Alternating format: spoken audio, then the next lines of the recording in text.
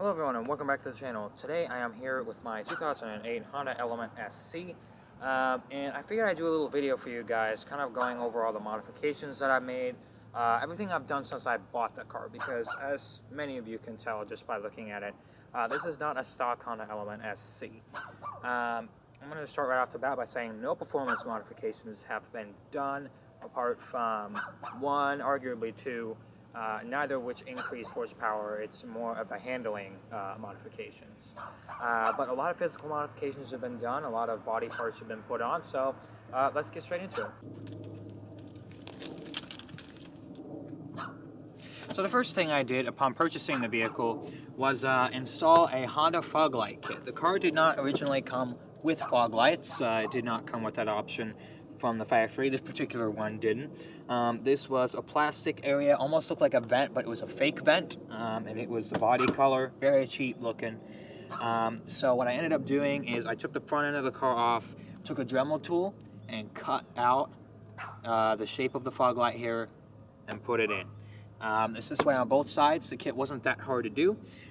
It then got wired into the vehicle, and a turn signal stock went in, a different one with the fog light switch on it. And this is all OEM from Honda. I installed it myself. I believe the kit was under $300. So very good upgrade if you want more visibility from your Element SC. And I do think it makes it look a little bit more aggressive from the front end. So kudos to that. The next item that was altered on this vehicle was, in fact, the aftermarket grille. The standard Honda grille was, let's face it, not very pretty. So what we ended up doing is we actually put on a metal, this was bought off eBay, it's a metal grille for the vehicle. I believe it was about $40. It was not all that expensive. And I also put on this little badge, but that came later. At first I just stuck with this. Another thing that you can't really see unless we zoom in really close is the fact that I did end up putting chicken wire back here. I spray painted it all black and then put some chicken wire back here. I think it just made it look a little bit better if you really get down and look at it. And it also catches a lot of leaves and crap that wants to get all up in there. Because it used to just be these big holes here, and now it's not. So it does kind of help keep it clean in there. It's very nice. So that's one of the second things I did, was I did alter the grills on this vehicle. Everything else on the front is just about stock, except for decals, obviously. Those are aftermarket, but we'll get to those later. For now, that's all on the front end of this Honda Element SC. That's much better. Now I can take these off. The next modification that I made to this vehicle was the spoiler up here. On the stock Elements, the back comes down and then goes straight down. There's no spoiler, there's no nothing. It looks kind of like a box, and it looks like a van. So I did end up putting the spoiler on. The decals weren't on it from when I got it. I put these on about a week or so ago.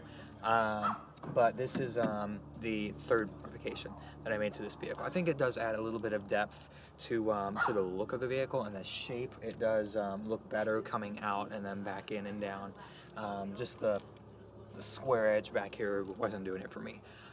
Again, this is an official Honda part. It came painted from the factory, and I installed it myself. It wasn't that hard to do, just a lot of glue, a couple screws. And again, it does make the vehicle look a little bit better. This doesn't inhibit the hatch opening at all. It actually opens with the rear, so it doesn't inhibit anything. This glass doesn't come out. What happens is this part opens, and then this is like a tailgate that opens down. But this was, again, the third modification I did, just a little cosmetic upgrade.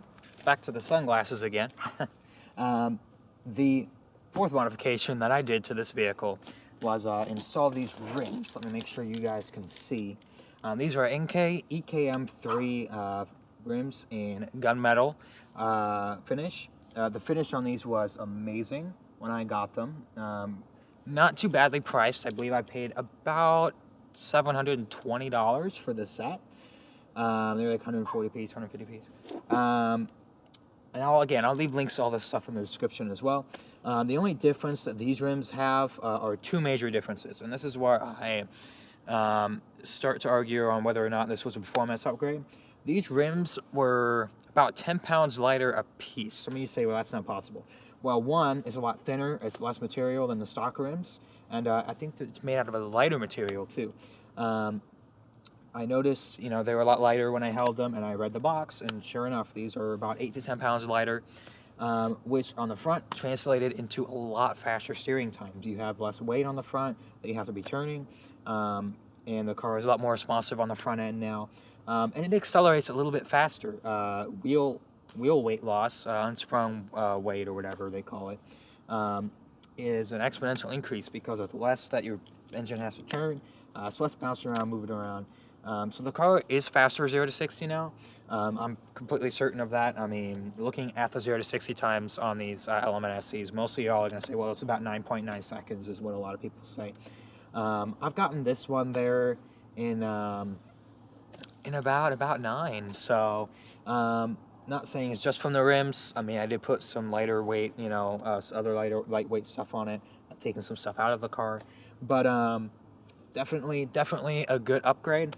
The only other difference is these were about half an inch wider, so you'll notice these sidewalls look a little bit straighter. They on the stock Element, they kind of curve in a little bit because the rims are a little narrower. These are 7.5 inches wide versus 7 inches wide on the stock Element. So the sidewalls came out a little bit. That does give you a little bit more of a contact patch, so grip is a little bit better on the front. Also worth mentioning, the tires on this car are Goodyear Eagle LS2s. These are H speed rating tires, I believe 128 miles per hour, something like that.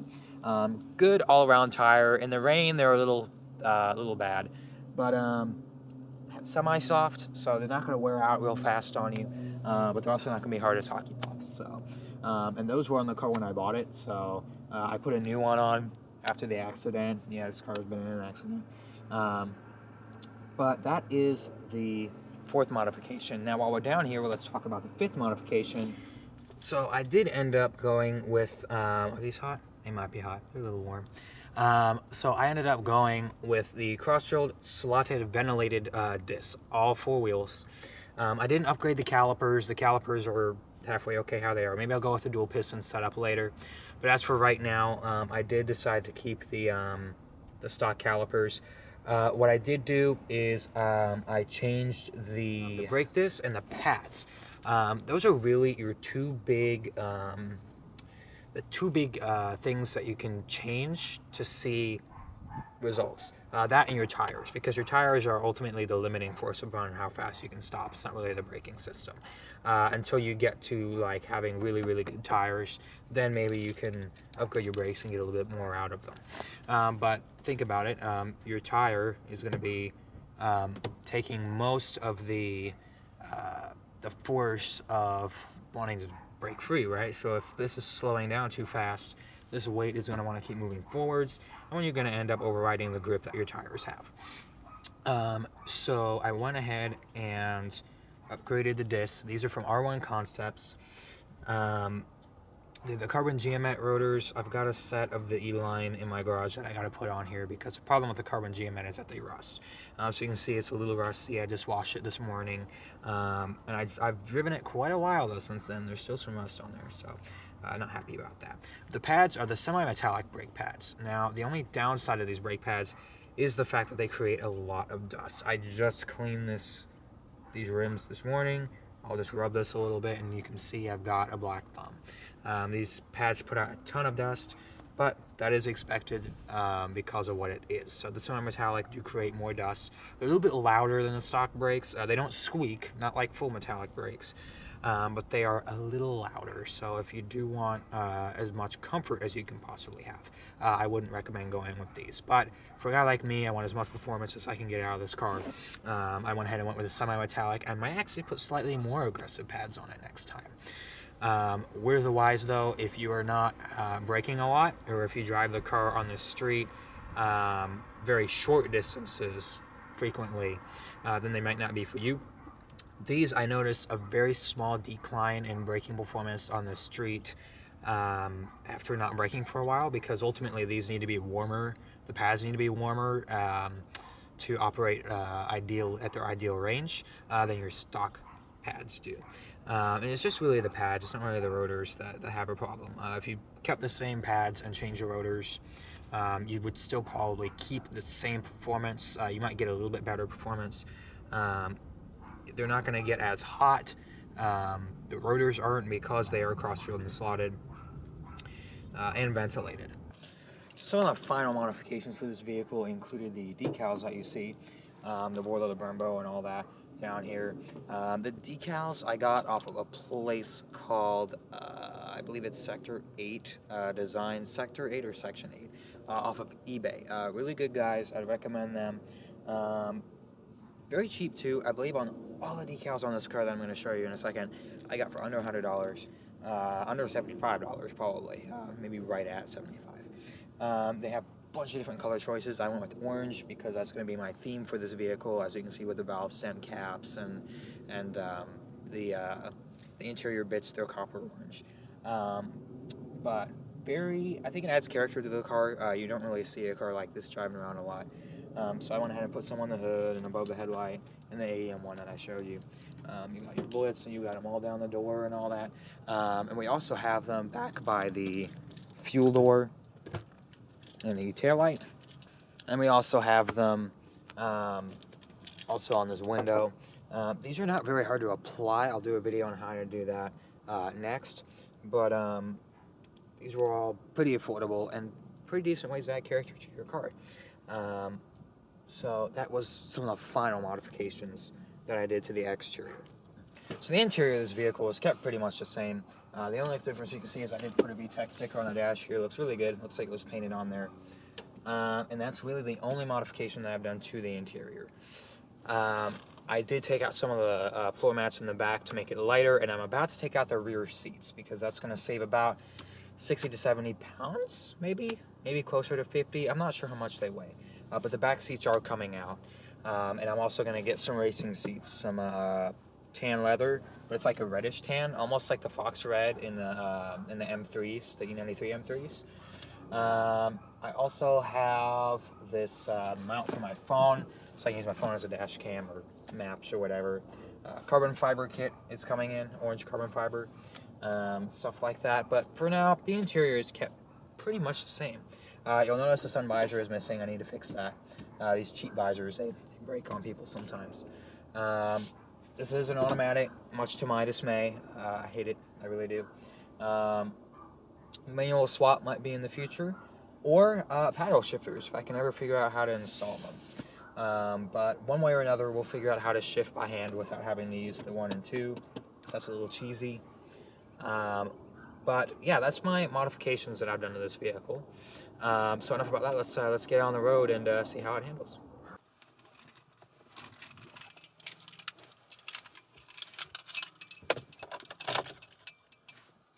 So we're currently inside the vehicle. You can't see me. That doesn't really help. But we are inside the vehicle. Wait, there I am. We're inside the vehicle. And we're going to go and just kind of take it around, see how it handles. It handles pretty decent, especially with the new the rims on it that make it lighter. The steering is a lot more responsive. Stock exhaust system, nice and quiet. You can hear it, though, once it gets up to higher RPMs. But it's pretty tame. I can even give it a little bit. You really don't hear much, right? So, it's like peeking. Here we go. We're going to go ahead and take this for a spin here. Drive. Let's get her out of here. So, down here to your left, there's a little button. It says VSA off, which I always push. I don't need anything interfering with the driving experience. I like to be able to spin the tires and roll around corners and stuff, so I would prefer not to have anything screwing with what I'm trying to do. So rolling through the neighborhood, it becomes very apparent that it is a very good driver's car, just daily driver's car. But then when you get it out and actually try to get onto it, it definitely does a good job at letting you know there's more to it than a family grocery getter. It definitely has this way of letting you know there's more going on than just going and getting groceries or picking Timmy up for soccer practice or something like that. For sure. I mean, second gear, you can't hear much, but when you kick it down,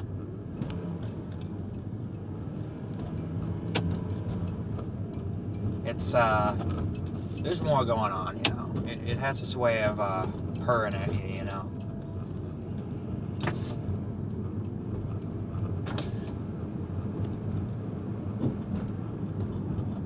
So we'll crack the windows a little bit.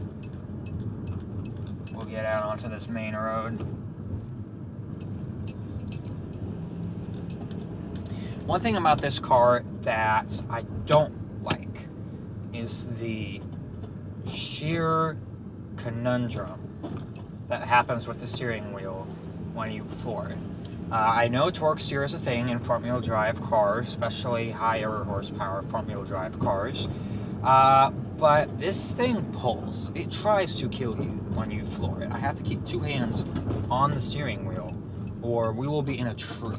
I have let go of the steering wheel in first gear at 6,000 RPM and the wheel does a full rotation and the car shoots off, which isn't great. I mean, I did it as a test. I knew what I was doing. It is also the busiest time to try and do this, so just gonna drop her down into first gear, and I'm not gonna floor it. I'm just gonna run first gear out to about 4,500 RPM, just so you can hear this thing's little purr that happens. Well, never mind, the light's red, but I will.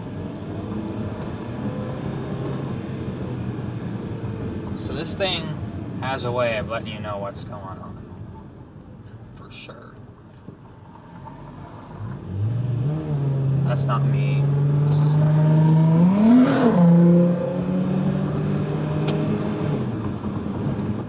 We are stuck in traffic right now, not very far.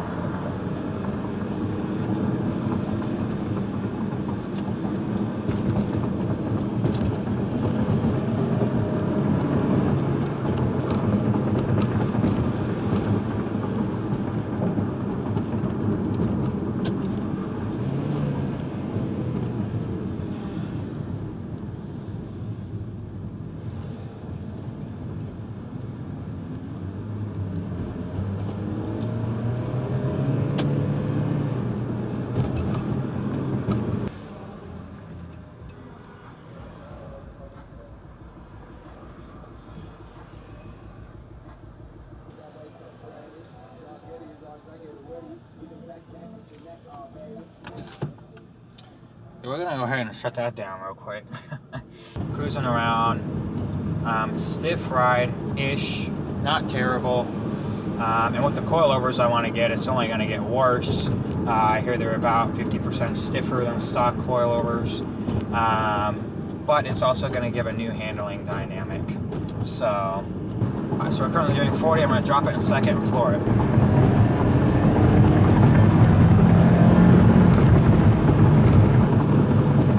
So you can definitely tell there's something going on here, for sure. That was the second pull from about 40.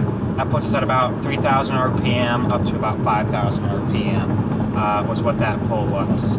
I'm gonna wait until we get a little bit clearer and I'll hit it again, hopefully with less traffic around so you can just hear the engine. So we're gonna pull a U-turn here. This is my brilliant idea. That may or may not work. There's a lot of cars coming over the hill here. Drop her in the first, and here we go.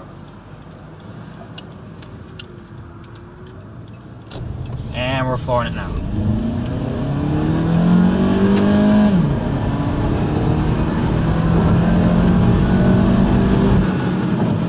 So that was 60 right there, guys. That was 60. That was pretty quick. Not gonna lie, I'm pretty impressed with it.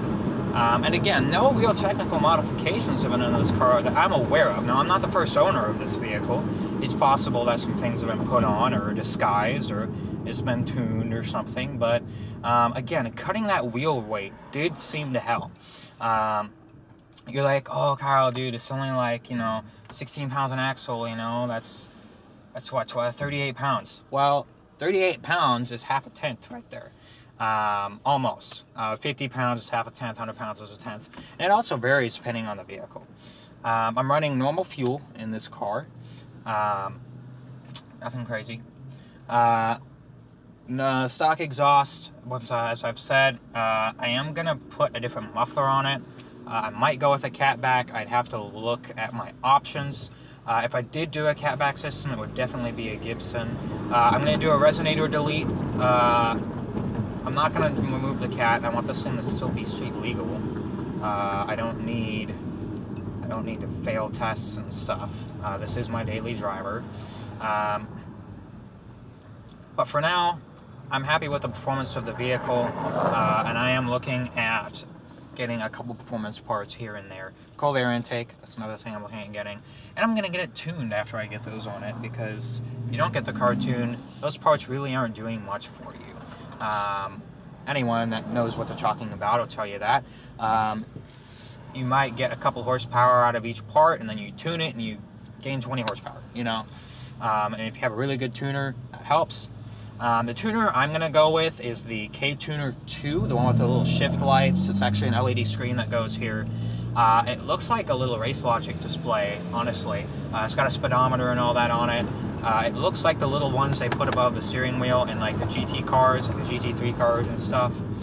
It's $700, but it's definitely, I'd say, worth it. You can tune all sorts of aspects. You have so many parameters you can put on the screen, throttle position, all sorts of temperatures. So that's probably what I'm going to end up going for.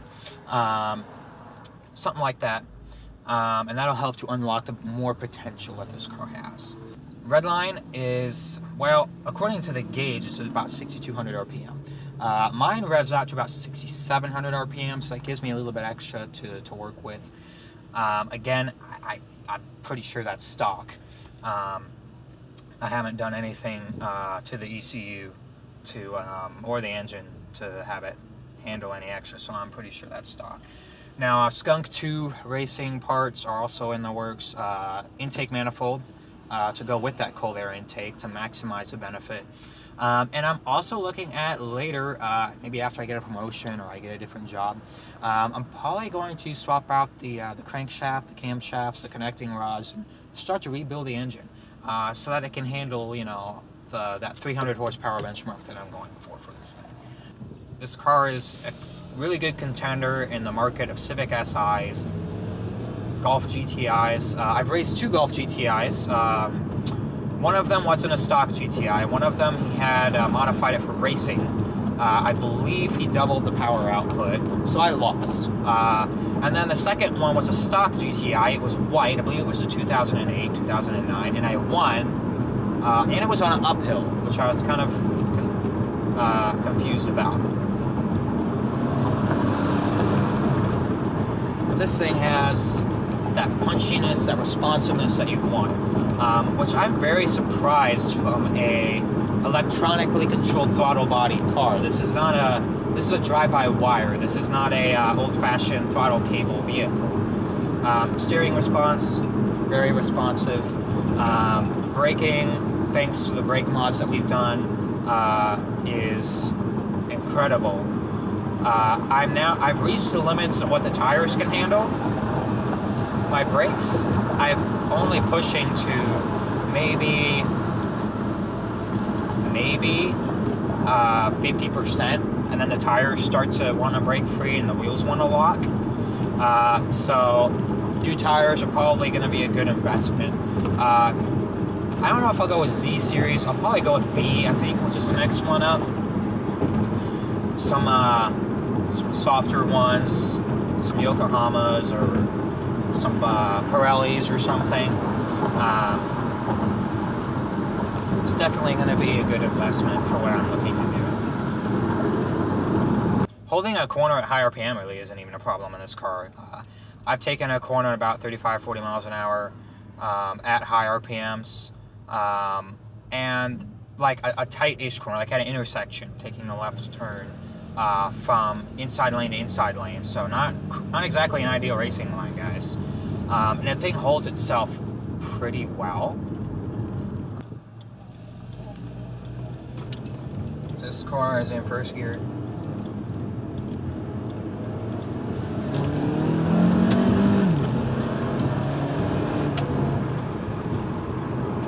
So that was about 45 at the end of that. Foot almost to the floor, 95%. There was a little bit left in the pedal, but there was that bump there that we went over, and I was making sure I wasn't going to somehow upset the balance of the car. The front wheels are a little twitchy with all the torque that goes through this thing. VTEC engagement in this car is really low. We're talking about 2200 RPM, so that torque is instant. It's not like the, I hate to say, turbo lag-esque feel of the VTEC, the typical VTEC, you know, that engages at about 5,000, 5,500 RPM. It's just there. And that's one thing that I also like about this car. It's that instant throw you back in your seat gratification. Launching this car is pretty easy with the brake torquing. You just pressure on the brass.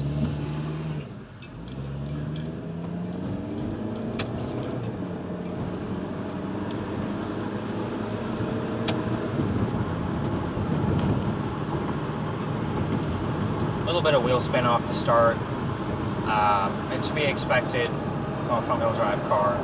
Just ease out on that throttle and let those wheels spin down to where they got some grip. We're gonna go around this bad camber corner here.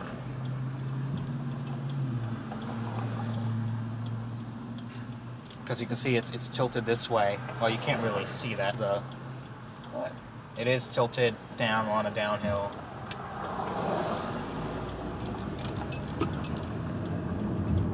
And there's not even a hint of the car wanting to lose itself on the front. One thing I'd like to see on this vehicle is a limited slip differential on the front.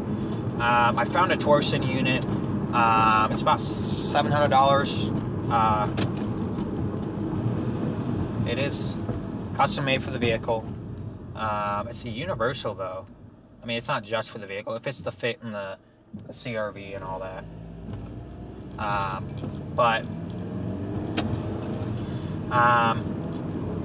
That might be in the works. I think it's really going to help that grip on the front end. Oh, that's neutral. Help with the grip on the front end, especially through launches. Again, though, that's a lot of money for something like that. And this car, really, after the accident, is only worth about $8,000 now. And yeah, the modifications I've done boosted, maybe 9. But it's not something that's going to sell for a lot of money, even if you do a lot of these modifications. I'm just doing it for the sheer fun of it. Into this driveway we go. Because I like the vehicle. It's something I'm passionate about.